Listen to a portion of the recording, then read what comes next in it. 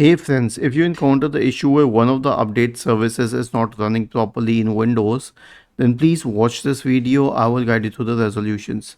The first solution is to run the Windows Update Troubleshooter. Right click on the Start button and select Settings from the menu. Go to the System tab on the list on the left hand side. In the right pane, select Troubleshoot and then select Other Troubleshooters. Click on Run corresponding to the Windows Update Troubleshooter. The next solution is to restart services. The ones which are associated with Windows updates. Search for services in the Windows search bar and open services. Scroll down to the Windows update service.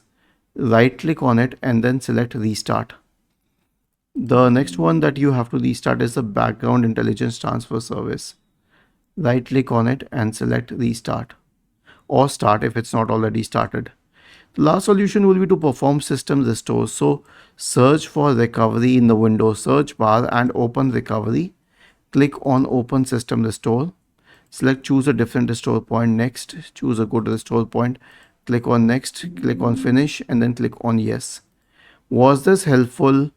If yes, then please subscribe to the channel, and if not, then let us know in the comment section of the video on how we could help you further. Thank you for watching this video and have a nice day.